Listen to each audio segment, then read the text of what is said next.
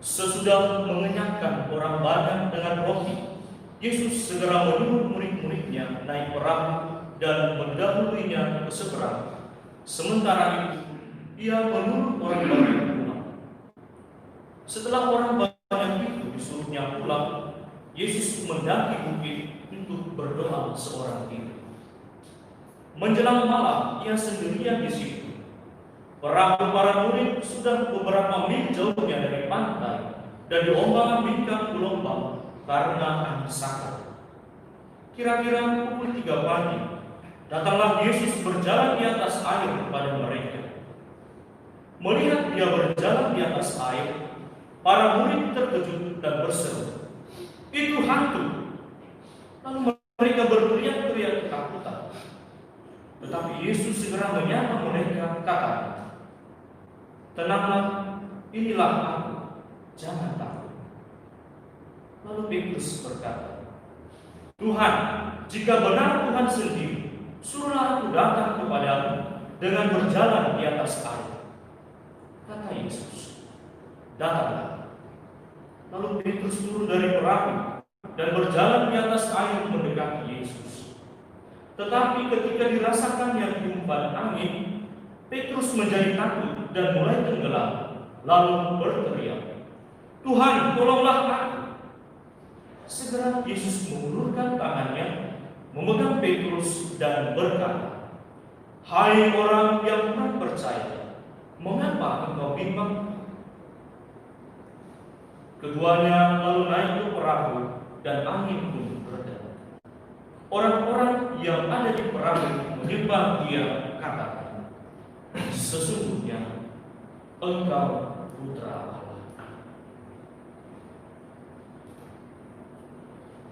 Demikianlah Injil Tuhan.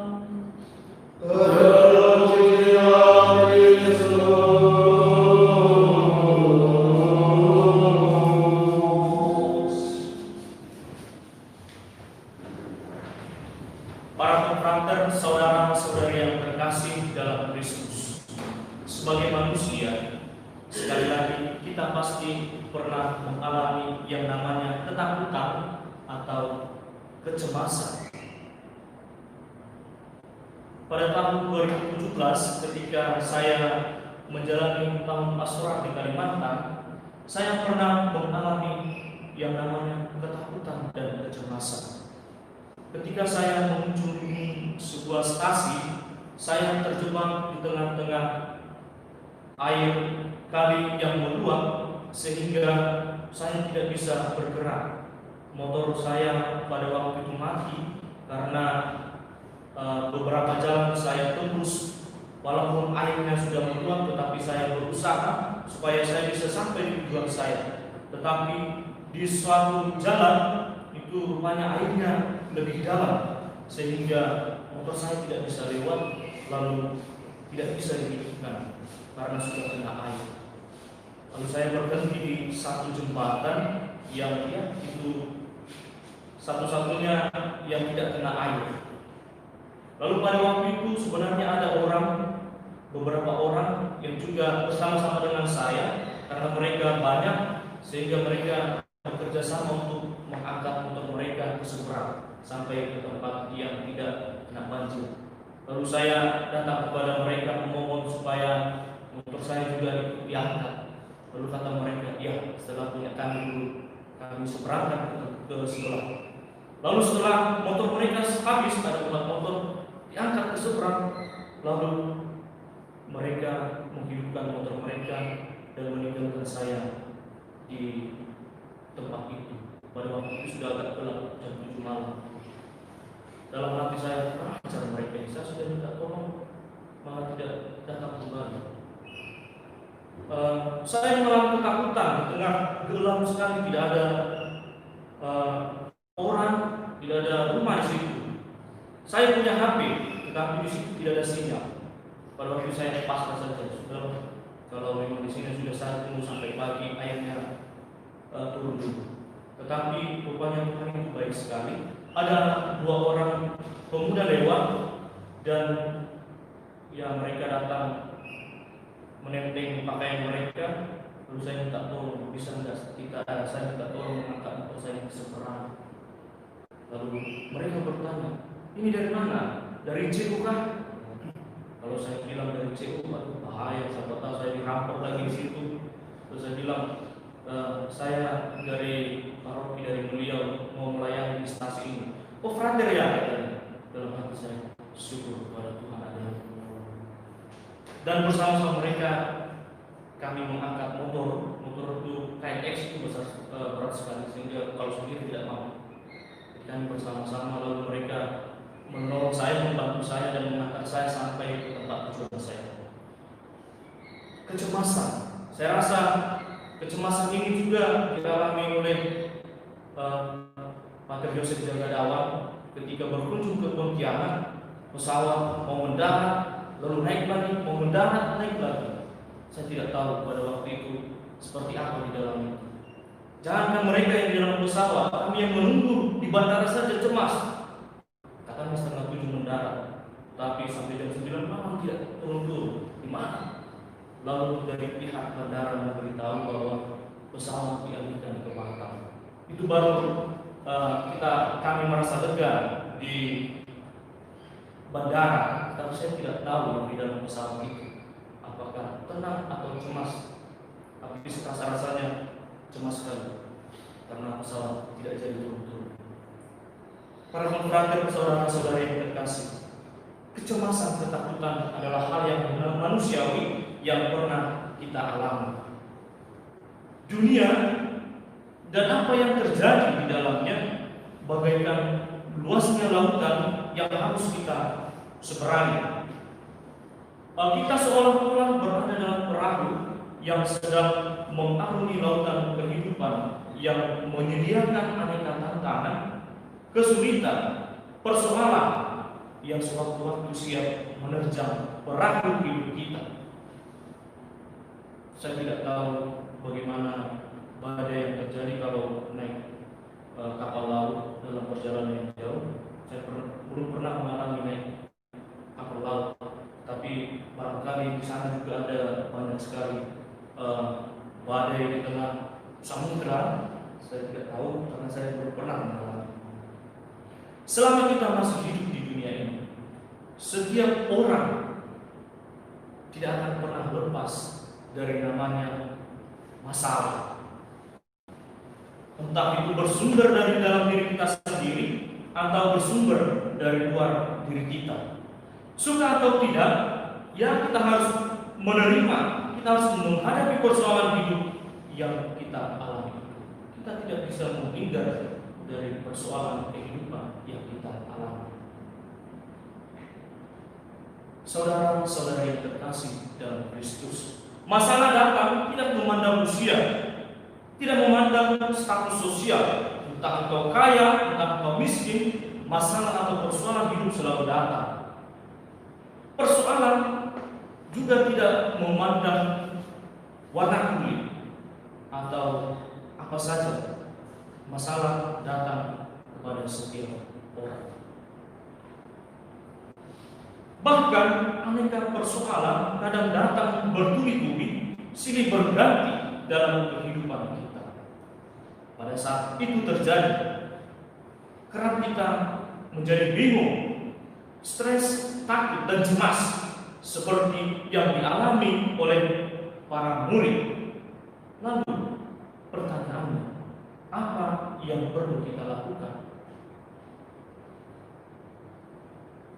Para konfrater, saudara-saudari yang terkasih dalam Kristus, dalam badai persoalan yang kita alami, Yesus datang menjumpai kita. Rasa takut, cemas, bingung, dan tak berdaya mungkin saat ini pun sedang kita alami, sedang menghinggapi diri kita. Terlebih di tengah aneka kesulitan hidup yang kita alami akibat mewabahnya virus COVID-19 ini. Hal ini pun dialami oleh Nabi Elia dalam bacaan pertama, dan para murid dalam bacaan Injil yang telah kita dengarkan.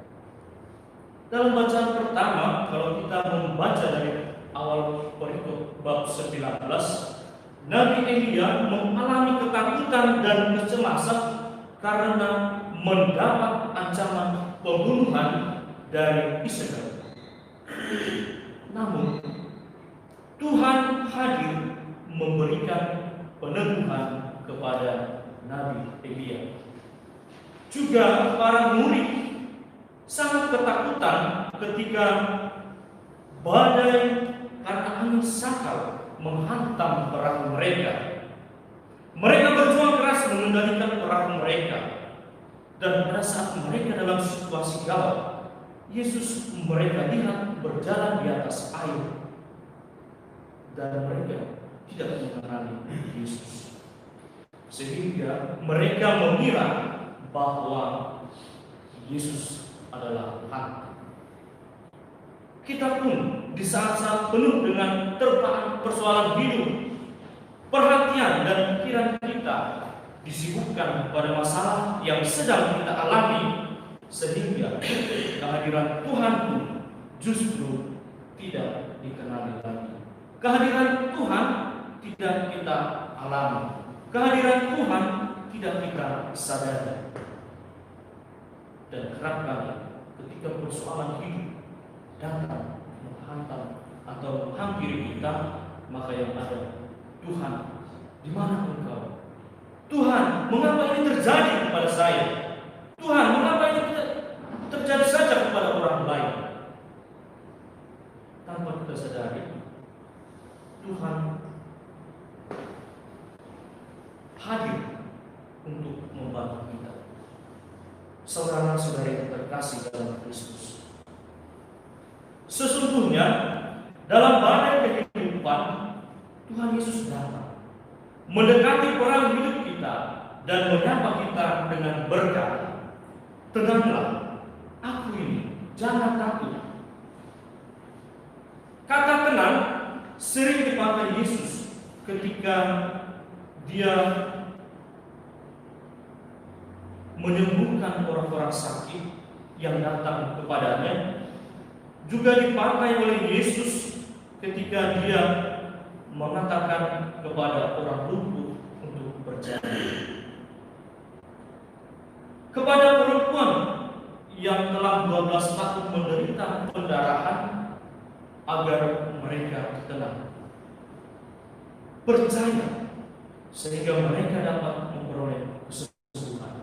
Dari pengalaman ini kita dapat belajar bahwa dalam kondisi tanpa harapan sekalipun, kita dapat mengandalkan Tuhan dalam kehidupan kita. Kita dapat mengandalkan Tuhan, dan yang diperlukan adalah keyakinan bahwa Yesus akan membantu kita.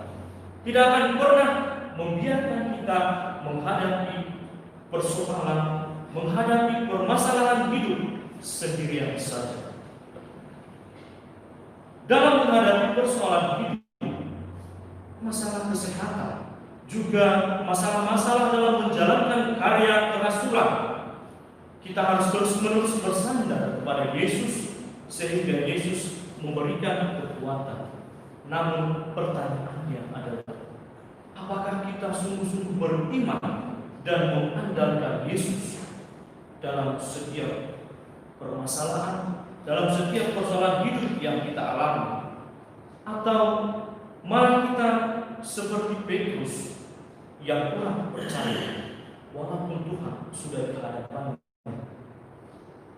Saudara-saudari yang terkasih dalam Kristus, melalui bacaan Injil yang telah kita dengarkan, kita dapat pengajaran bagaimana membangun sikap iman dengan melihat apa yang dilakukan oleh Yesus sendiri.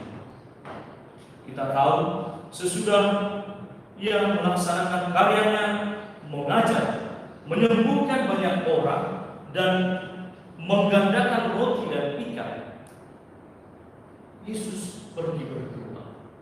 Yesus tidak pergi ke tempat yang lain. Yesus tidak pergi mencari penghiburan yang mungkin dapat melepaskan penat yang ada di dalam dirinya. Tapi Yesus pergi ke tempat yang sunyi untuk berdoa. Dalam beberapa kesempatan, kitab suci mengisahkan Yesus yang berdoa dan berkomunikasi dengan Bapanya. Maka kita tahu, saudara-saudara yang terkasih, doa menjadi tanda kekuatan. Doa menjadi tanda kesatuan antara Yesus dengan Bapanya dan menguatkan Yesus. Doa menghadirkan mukjizat serta karya keselamatan Allah. Dikatakan dalam bacaan Injil, sesudah Yesus berdoa, Yesus berjalan di atas air di tengah badai yang menerjang. Ia meneguhkan para murid dan memampukan Petrus untuk berjalan di atas air di tengah badai yang menerjang. Ia meneguhkan para murid dan juga meneguhkan kita sekalian supaya tetap yakin dan percaya bahwa dalam setiap persoalan, dalam setiap permasalahan yang menerjang perahu kehidupan kita, Yesus datang menghampiri dan meneguhkan kita. Ia meneguhkan kita senantiasa, dan akhirnya Yesus membuat badai dan gelombang menjadi tenang. Para konfrater, saudara-saudari yang terkasih dalam Kristus, marilah selalu menyatukan diri kita dengannya dalam doa-doa kita. Kita semakin meningkatkan iman kita kepada Yesus, sehingga kita tidak lagi gentar dan cemas saat badai persoalan dan kesulitan melanda perahu hidup kita. Karena kita yakin akan sapaan Yesus dalam Injil pada hari ini juga berlaku untuk kita. Tenanglah, aku ini, jangan takut. Tuhan